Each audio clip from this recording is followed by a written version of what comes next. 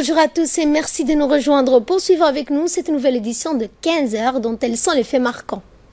Le Parlement tient sa 4e séance de la première session ordinaire.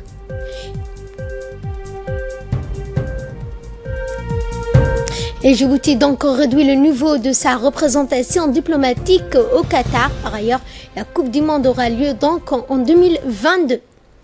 Et nous entamons donc ce journal par ce communiqué qui nous est parvenu par le ministère de la coopération, donc des affaires étrangères, de la coopération internationale, après avoir étudié plus sérieusement les causes profondes qui ont affecté les relations entre l'Arabie Saoudite, l'Émirat arabe uni, le Bahreïn, l'Égypte et l'État donc du Qatar.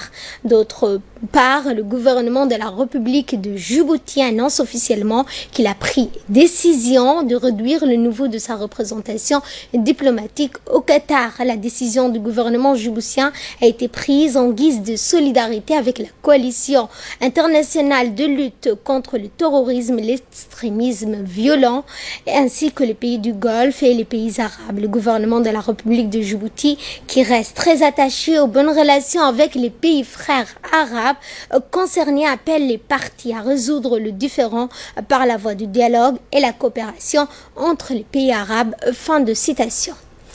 Et nous revenons donc au journal sous la présidence de M. Mohamed Ali Hamed. La 4e séance de la première session ordinaire du Parlement de l'année 2017 s'est tenue ce matin dans l'hémicycle de l'Assemblée nationale.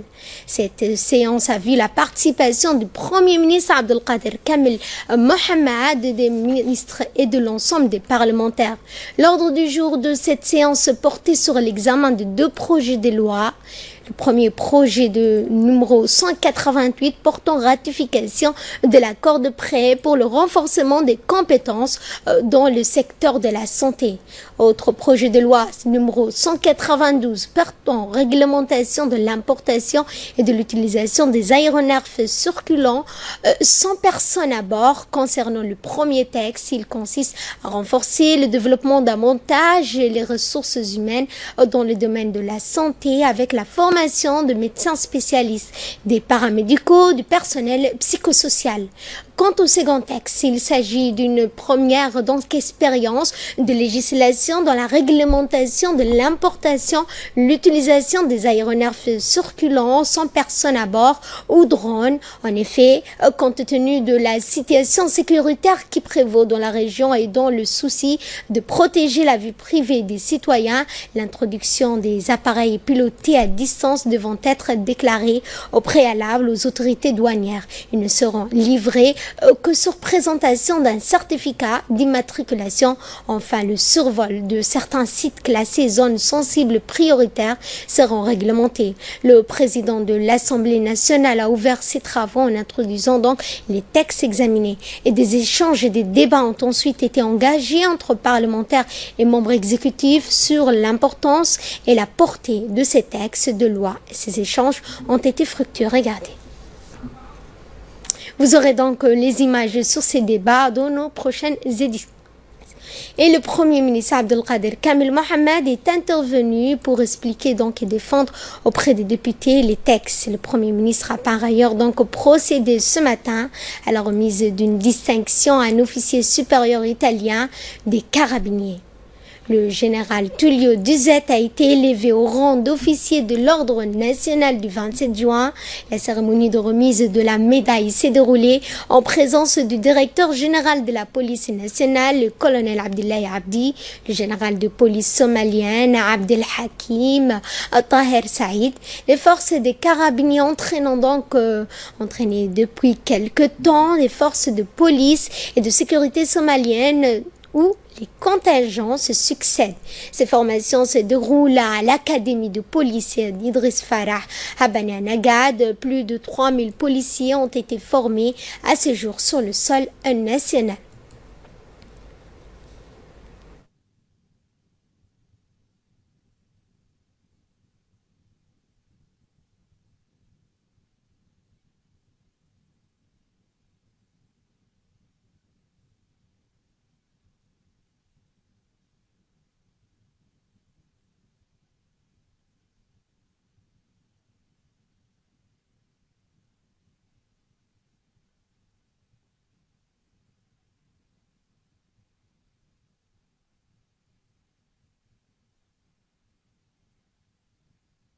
Autre actualité de ce 15h, la célébration de la Journée mondiale de l'environnement. À l'instar du monde, la République de Djibouti a été donc fêtée hier soir autour d'un iftar collectif, la Journée mondiale de l'environnement au Sheraton Hotel. La cérémonie était présidée par le ministre de l'Environnement, M. Moussa Mohamed, en présence du nouveau représentant du PNUD à Djibouti. Le slogan choisi cette année a pour thème « Rapprocher les gens de la nature ». Il invite chacun des citoyens du monde à se rapprocher de la nature pour répondre efficacement à l'appel lancé pour la protection de la terre sur laquelle vit l'être humain. Et notre pays riche en biodiversité terrestre et marine recèle de trésors dans chaque secteur, dans le francolin du Daï, le Baïra d'Assamo, les palmiers de Bankwale et les requins-baleines d'Arta. Mais cette riche biodiversité est menacée par la sécheresse récurrente. Australien que je suis, je crois qu'avec la décision prise par les États-Unis avant-hier, nous tous devons redoubler nos efforts pour protéger l'environnement. Et le ministre de l'Environnement, Moussa Mohamed Ahmed, a indiqué que face à ces défis, notre pays privilégie donc la maîtrise de l'économie verte et cherche à préserver la biodiversité sur terre, air et mer. Nous l'écoutons. Chaque journée mondiale de l'environnement est organisée autour d'un thème visant à attirer l'attention du public sur une préoccupation environnementale particulièrement urgente. Le thème de l'année 2017 est « Rapprocher le genre de la nature ». Le thème de la Journée mondiale de l'environnement 2017 invite chacun de nous à nous rapprocher de la nature, apprécier sa beauté et son importance et à répondre à l'appel lancé pour la protection de la terre sur laquelle nous vivons. La République de Djibouti, située à un carrefour biogéographique important, recèle une richesse considérable de la diversité biologique. La biodiversité terrestre et marine confondue compte au total plus de 1121 espèces animales et 843 espèces végétales. De plus, Djibouti abrite des espèces endémiques telles que le francolin du Odaï, le Baïra à Assamou, le palmier géant à Bankwale ou le requin-baleine sur la plage d'Arta. Notre pays possède également des écosystèmes exceptionnels tels que la forêt de mangrove de Godoria ou la forêt d'acacia nilotica de Magdoul. Cependant, cette riche biodiversité est menacée par les actions conjuguées de sécheresse prolongée et des actions inadaptées et destructrices de l'homme. Dans nos efforts de développement, nous devons privilégier une économie verte avec l'utilisation efficace de l'énergie renouvelable et un intérêt vif pour l'utilisation de systèmes économiques d'énergie tels que la promotion des foyers améliorés. En effet, les actions conjuguées de toute la population djiboutienne auront un impact plus important et palpable dans la préservation de l'environnement. À l'occasion de la célébration du 40e anniversaire de notre indépendance, renouvelons notre engagement en faveur de la protection de notre environnement. C'était non le ministre qui avait lu donc le discours, mais représentant une décentralisation. Cette fois, le ministre délégué chargé de la décentralisation, M. Hamadou Mohamed Aramis, a reçu ce matin à son cabinet une mission d'experts de l'Association internationale des maires francophones. Cette mission séjourne à Djibouti pour formuler un projet d'appui à la décentralisation au profit de la mairie de Djibouti et des communes. Le projet est financé par l'Union européenne. La venue de cette mission d'experts pour formuler ce projet d'appui fait suite au séjour à Djibouti de son secrétaire permanent à l'AMF, donc M. Pierre Ballet, en mai dernier. En recevant la mission, le ministre Aramis est estimé donc que ce projet de renforcement des capacités de la mairie et des communes qu'ils auront donc à formuler vient à point nommés. Il a informé la mission de l'importance qu'accorde le chef de l'État, Ismaël Omar Guelleh, au processus de décentralisation, de la création d'un département de la décentralisation.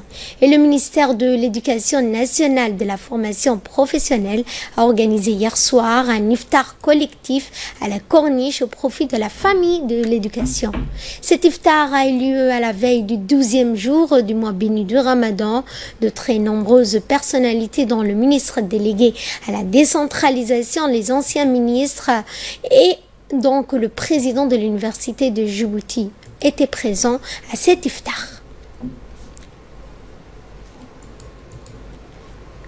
Le ministre de l'Éducation nationale a souligné que le mois du Ramadan constitue pour nous tous une période de piété, de spiritualité pour se rapprocher de Dieu, de recueillir donc et de pardonner à tous. Nous l'écoutons.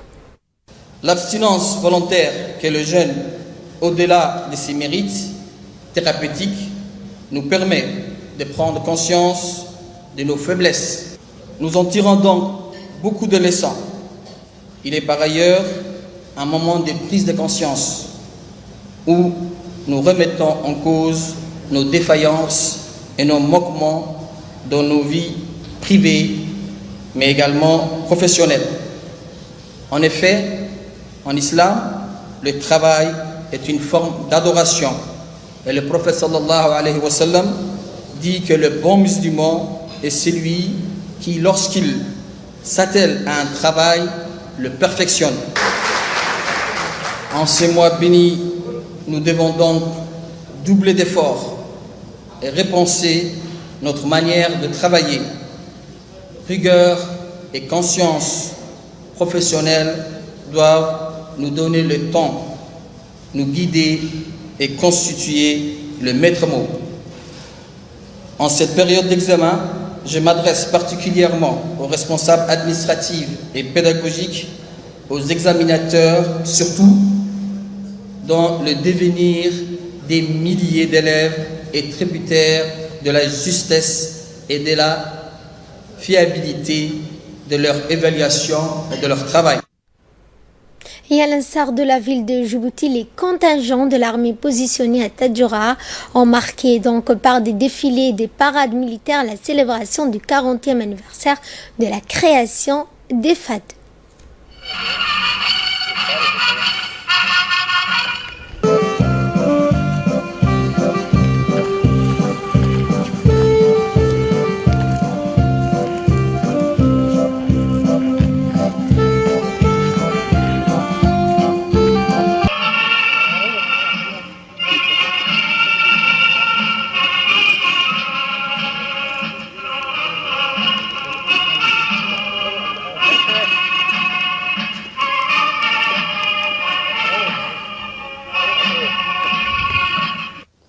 Officiers, sous-officiers et militaires du rang.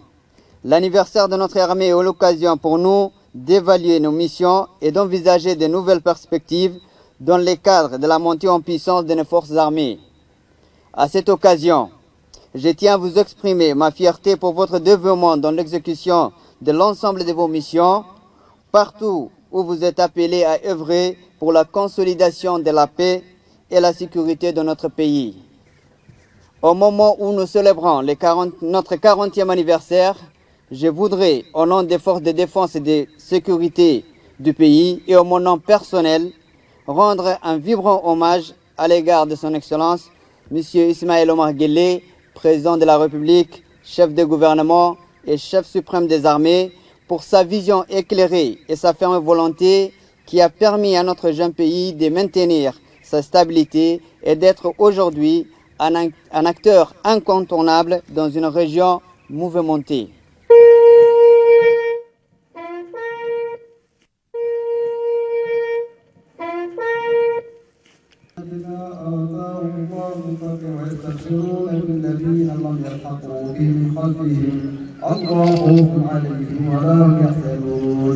يستبشرون بنعمة من الله وفضل وأن الله لا يضيع أجر المؤمنين.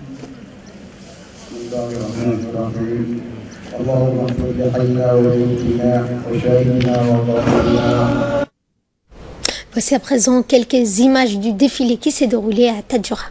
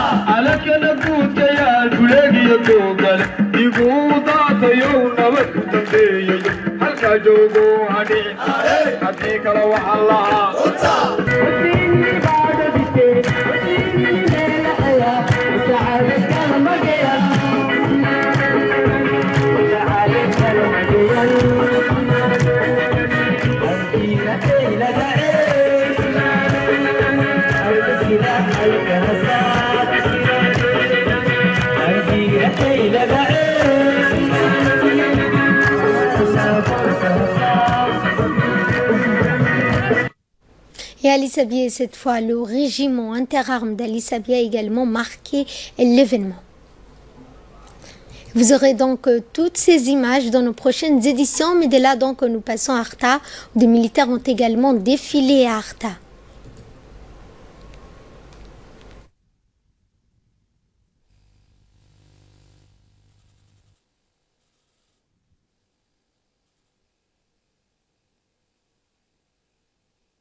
Du 27 juin, donc du 6 juin, s'est tenu à Arta, à l'instar donc des autres régions du pays. Les revues des troupes plus dépôt des gerbes. À son arrivée, donc, le chef de corps des SAR, le lieutenant-colonel Ibrahim, a donc revu les troupes rassemblées avant donc de déposer une gerbe de fleurs en mémoire des martyrs tombés sur le champ d'honneur.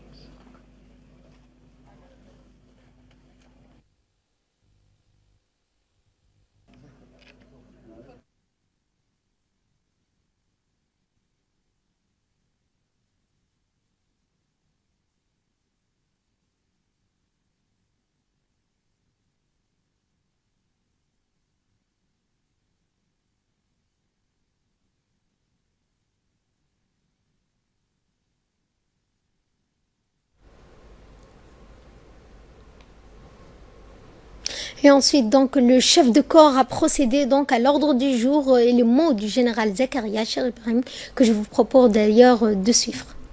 Le ministère de l'Habitat, officiers, sous-officiers et militaires d'Iran, marins, aviateurs et personnels civils des armées partout où vous êtes, en ce moment où nous célébrons le 40e anniversaire de nos forces armées, nous rendons hommage à tous ceux qui ont lutté pour l'indépendance de notre pays. Nous apprécions hautement leur courage, leur force, leur dévouement pour la liberté, l'honneur et la souveraineté de notre peuple. Au nom de la nation djiboutienne tout entière, nous leur exprimons toute notre gratitude. Aussi, c'est pour nous l'occasion de se rappeler notre histoire et le parcours remarquable de notre nation, traduisant la détermination et l'abnégation d'un peuple uni. 40 années d'existence marquées par l'effort et le sacrifice des hommes et des femmes qui se sont dévoués pour garantir la paix et la prospérité de notre pays. Durant ces années, notre jeune pays a connu une avancée significative, des évolutions fortes, louables, en vue d'atteindre les objectifs de développement et rester en phase avec l'évolution du monde. Ceci témoigne de la persévérance du peuple djiboutien et surtout de la volonté du président de la République de conduire notre pays à la place importante qu'il occupe aujourd'hui sur la scène internationale. C'est pourquoi nous devons à tout prix consentir et unir nos efforts afin de pérenniser le socle de notre stabilité territoriale.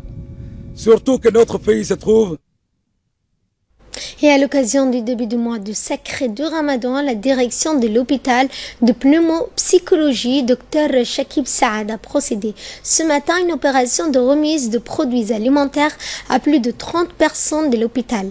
Cette aide est allée aux aides-soignantes, techniciens de surface, de brancardiers.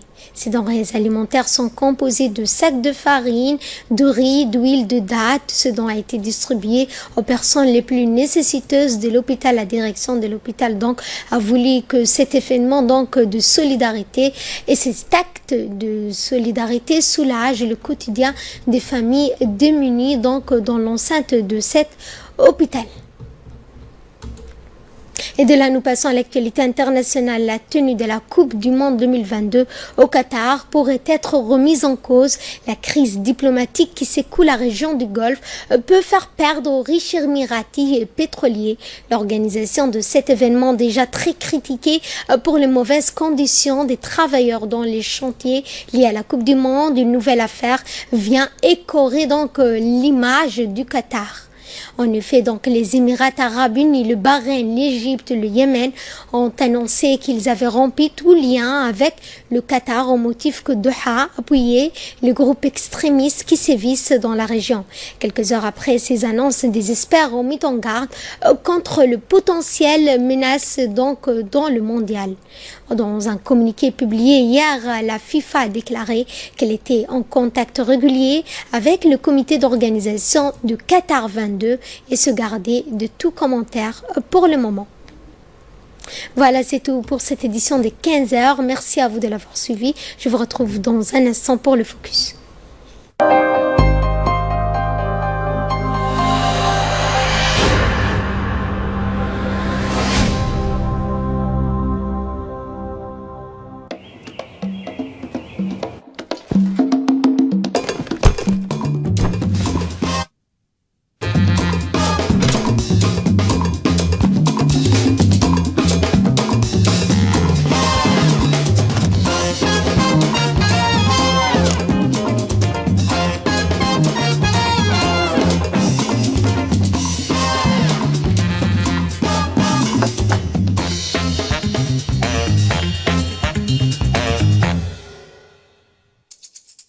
Décodeur des bouquets Canal+ à 3500 francs. À ce prix-là, vos programmes préférés vont s'installer chez vous pour longtemps. Abonnez-vous vite au bouquet Canal+.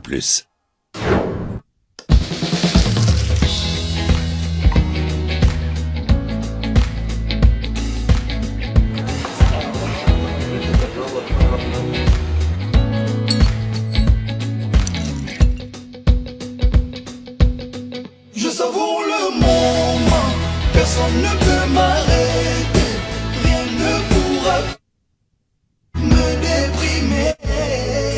Savourer le moment.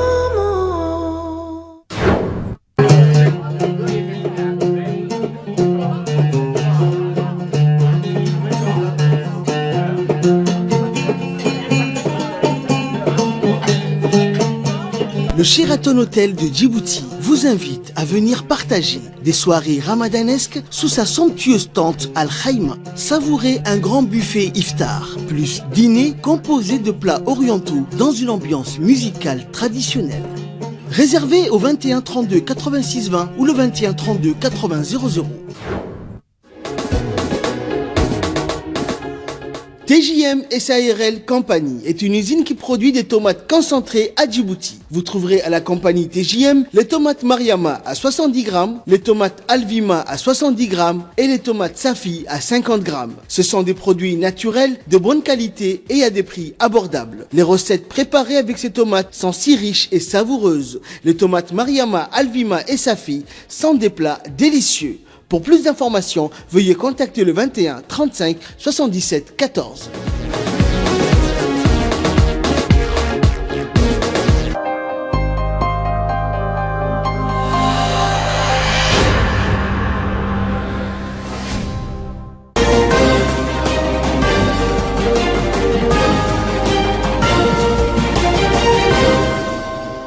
Merci de nous rejoindre pour le focus avec nous sur ce plateau. Ali Abdullahi, bonjour Ali. Fardous, bonjour. Et nous allons donc au Cameroun pour parler d'une trentaine d'arrestations de soldats donc militaires qui luttent donc contre Boko Haram. Engagés contre Boko Haram, vous l'avez dit, donc ces soldats camerounais de la force multinationale mixte ont entrepris donc hier d'interrompre la circulation à l'aide de barricades sur la route nationale numéro 1 dans la localité de Zig. C'est ce qu'a indiqué donc le ministère dans un communiqué sur les antennes de la radio donc de l'État. Les militaires en question réclamaient leur relève immédiate ainsi que le versement de leurs primes de plus, soldats internationaux plus donc à l'instar de celles servies à leurs camarades des opérations de maintien de paix onusiennes. D'après donc le ministère de la Défense, Fardous, les militaires engagés sous la bannière de la FMM ne bénéficient pas de primes similaires à celles des troupes opérant pour les missions onusiennes. De nombreux militaires camerounais mobilisés dans le cadre de la guerre contre Boko Haram se plaignent souvent de leurs conditions de travail, mais c'est la première fois, comme vous l'avez entendu, que certains d'entre eux affichent ouvertement donc leur ras-le-bol. Merci Ali pour ces précisions. Merci à vous de nous avoir suivis. Excellent après-midi à tous.